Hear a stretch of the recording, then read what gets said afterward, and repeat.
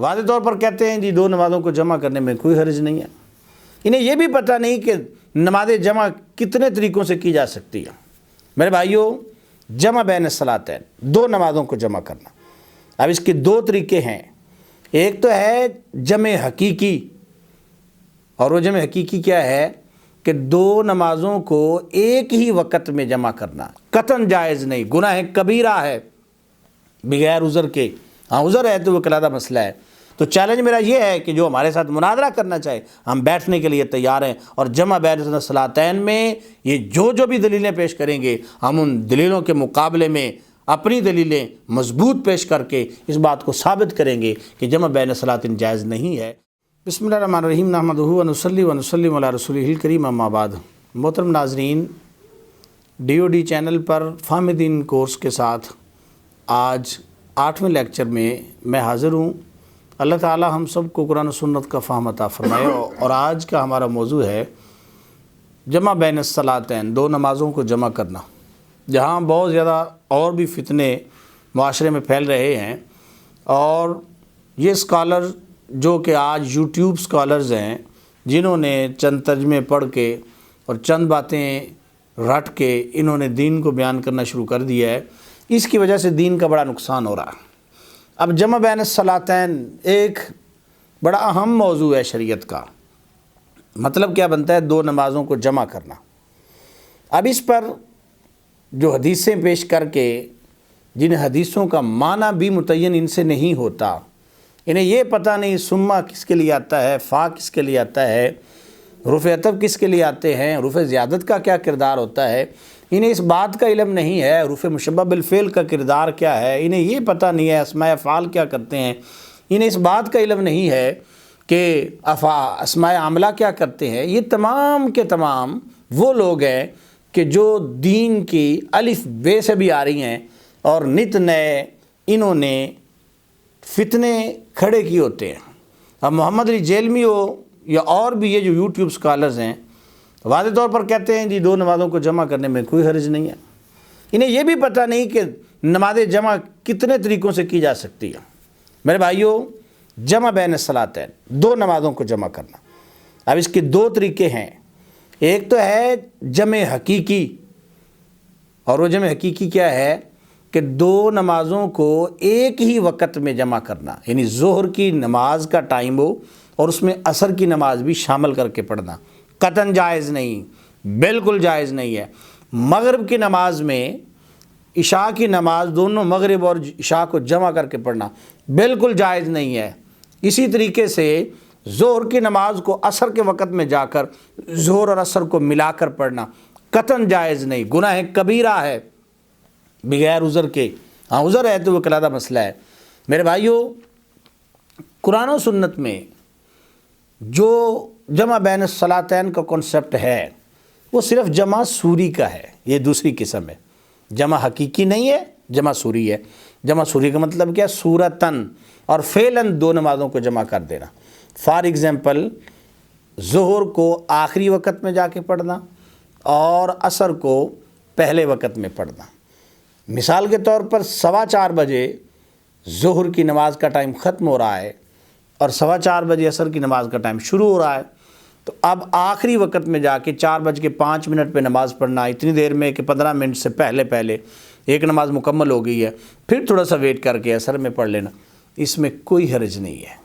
لیکن اگر کہا جائے کہ 2:30 بجے ظہر بھی پڑھ لی جائے، عصر بھی پڑھ لی جائے، بھائی یہ شریعت میں جائز ہی نہیں۔ ایک دلیل نہیں، کئی دلیلیں موجود ہیں، اور اس پر یہ فتاوی رضویہ میرے سامنے موجود ہے۔ میرے امام نے پورا رسالہ لکھا اور اس میں 23 صحابہ کرام سے حدیثیں بیان کی اور قرآن کی آیتیں بیان کی۔ اب قرآن مجید میں واضح طور پر اللہ پاک فرماتا ہے، یہ میرے سامنے قرآن مجید کا پہلا مقام ہے، سورہ بقرہ کی آیت نمبر 238 ہے۔ اللہ فرماتا ہے حافظوا علی الصلوات والصلاۃ الوسطی، نمازوں کی حفاظت کرو، خاص طور پر درمیانی نماز کی۔ بھائی محافظت علی الصلاۃ کیا ہے؟ اگر ایک وقت میں ہی ساری نمازیں پڑھنی ہیں تو پھر محافظت تو کیا مطلب بنتا ہے؟ ٹھیک ہے، صبح اٹھو فجر کی نماز کے ساتھ ساری پڑھ دو، پھر تمہیں سارا دن کچھ نہ کرنا پڑے۔ سو رہے ہو تو زور کا ٹائم اٹھو، زور میں شروع ہو جاؤ، ساری کٹھی پڑھ دو، اور بغیر عذر کے بھی حضرت صاحب فرما دیتے ہیں۔ میرے بھائیوں سنیں، محافظت علی الصلاۃ وقت ہوگا تو ہوگی ورنہ نہیں ہوگی۔ دوسری قرآن مجید کی آیت ان الصلاۃ کانت للمؤمنین کتابا موقوتا، سورہ نساء کے اندر اللہ فرماتا ہے کہ نماز کو مقررہ وقت پر مومنین پر فرض کیا گیا ہے، لازم کرنے کے لیے فرض کیا گیا ہے مومنین پر وقت مقررہ نماز پڑھنا۔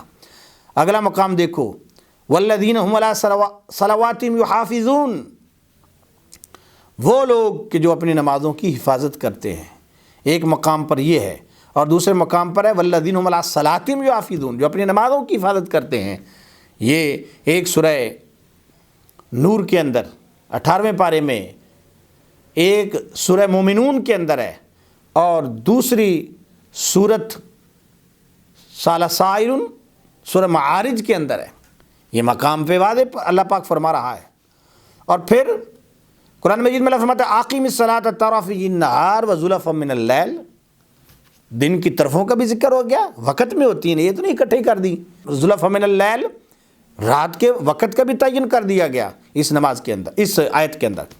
پھر اللہ فرماتا ہے فویل للمصلین الذین هم عن صلاتہم ساہون، ویل ہے ان لوگوں کے لیے کہ جو نماز کے بارے میں غفلت کرتے ہیں۔ اب غفلت کرنے کا ساری تفسیروں کے اندر لکھو، یؤخرون معنی بنتا ہے کہ جو نمازوں کو مؤخر کرتے ہیں، وقت سے بعد جا کے پڑھتے ہیں، وقت کے اندر نماز نہیں پڑھتے۔ یہ قرآن کی آیتیں وقت بتا رہی ہیں، ایک وقت ہے، اس وقت میں نماز پڑھنی ہے۔ اور پھر حدیث پاک میں واضح طور پر یہ حدیثیں موجود ہیں۔ میرے محبوب صلی اللہ علیہ وسلم سے پوچھا گیا کہ سب سے اچھا عمل کون سا ہے، بخاری مسلم کے اندر حدیث موجود ہے۔ میرے مصطفیٰ کریم نے فرمایا سب سے اچھا عمل یہ ہے کہ نماز کو اس کے وقت میں پڑھنا۔ اب وقت ہوگا تو یہ اچھا عمل ہے۔ اور پھر حضرت جبریل علیہ السلام نے جو نماز 2 دن آ کے پڑھائی، وہ کیسے پڑھائی؟ پہلے وقت میں پڑھائی اور دوسرے دن آ کے آخری وقت میں پڑھائی، اور پھر فرمایا الوقت بین ہذین، کہ نمازوں کا وقت ان دونوں کے درمیان میں ہے۔ اور پھر اگلی حدیث پاک سنیں، احزاب، سورہ احزاب کے اندر، غزوہ احزاب کے اندر میرے محبوب صلی اللہ علیہ وسلم کی جو نمازیں رہ گئی تھی تو نبی علیہ السلام نے کافروں کے خلاف دعا کی۔ اگر کوئی مسئلہ نہیں تھا نمازیں جمع کرنے کا تو ان کے خلاف دعا اس لیے کی نماز کی وجہ سے کہ نمازیں لیٹ ہو گئی ہیں، اور نمازوں کی وجہ سے میرے محبوب صلی اللہ علیہ وسلم نے کے خلاف دعا کی ہے۔ اگر کوئی مسئلہ نہ ہوتا تو سرکار صلی اللہ علیہ وسلم کٹھی پڑھ لیتے اور اتنا جلال اور اتنا غصہ نہ فرماتے کہ ٹھیک ہے اگر نہیں پڑھی تو میں کٹھی پڑھ لیتا ہوں، اور اس کے بعد پھر اگر پڑھی ہیں تو وہ پھر خاصا تھا میرے محبوب علیہ السلام کا، اور عذر تھا کہ سرکار صلی اللہ علیہ وسلم نے نمازیں پڑھی۔ حضرت عبداللہ بن مسعود رضی اللہ تعالیٰ عنہ کہتے ہیں کان رسول اللہ صلی اللہ علیہ وسلم یصلی الصلاۃ لوقتہا، کہ سرکار ہمیشہ وقت میں ہی نماز پڑھتے تھے، سوائے عرفات یعنی مزدلفہ کے اندر جو جمع کی جاتی ہیں ان کے علاوہ سرکار وقت میں ہی نماز پڑھتے تھے۔ اور پھر یہ یاد رکھیں، یہ جو جمع سوری ہے اس کی بھی دلیلیں موجود ہیں کہ سورتاً ایک کو لیٹ کر دیا جائے اور اگلی کو پہلے وقت میں پڑھا جائے۔ حضرت عبداللہ بن عباس رضی اللہ عنہ فرماتے ہیں میں نے نبی علیہ السلام کے ساتھ مدینہ میں نماز پڑھی 8 جمع، اور پھر فرمایا 7 جمع۔ معنی کیا بنتا ہے کہ 8 جمع یعنی 4 فرض ظہر کا ذکر کیا اور پھر 4 عصر کا، یہ 8 یہ، اور پھر 7 یعنی جو مغرب ہے اس کی رکھتے ہیں اور پھر عشاء کی رکھتے ہیں۔ اور پھر یہ سنن نسائی کے اندر، اور کیسے کیا؟ اخر الظہر وعجل العصر، سرکار نے ظہر کو مؤخر کیا اور عصر کو پہلے پڑھا۔ اخر المغرب وعجل العشاء، کہ مغرب کو مؤخر کیا اور عشاء کو جلدی پڑھا۔ نسائی کے اندر یہ حدیث پاک موجود ہے۔ یہ ہے جمع سوری، جمع حقیقی نہیں تھی۔ اور پھر یہ واضح طور پر موطا امام محمد کے اندر حضرت عمر رضی اللہ عنہ سے روایت ہے کہ ینہاہم، انہوں نے خط لکھے عمال کی طرف اور گورنروں کی طرف، اور جا کر انہیں کہا، خطوں کے اندر لکھ کر انہیں بھیجا کہ لوگوں کو منع کرو کوئی بھی 2 نمازیں جمع کر کے نہ پڑھے۔ کیوں؟ کہ یہ کبیرۃ من الکبائر، یہ گناہوں میں سے بڑا گناہ ہے 2 نمازوں کو جمع کرنا۔ اللہ نے وقت مقرر کیا ہے، ہر ایک چیز کا وقت ہے، اس وقت کے علاوہ آپ کریں گے تو اس کی کوئی اہمیت نہیں، اس عمل کی کوئی اہمیت نہیں ہے، کوئی حیثیت نہیں ہے۔ جب میرے محبوب صلی اللہ علیہ وسلم نے یہ طریقہ دیا ہے تو اس میں آج صرف آسانی کے لیے، اور کیوں بلا جب اس طرح کی آسانیاں دیں گے تو لوگ کہیں گے جناب یہ تو بہت اچھا ہے، اس کے پیچھے لگنا چاہیے، اس کو فالو کرنا چاہیے، اس نے تو ہمارے لیے آسان نہیں کر دی ہے۔ ٹھیک ہے کٹھی نمازیں پڑھ لی ہیں، نہیں جناب وہ اگر ٹائم نہیں ہے تو کٹھی پڑھ لی ہے، ٹھیک ہے، باقی جو ٹائم بندہ فارغ رہے۔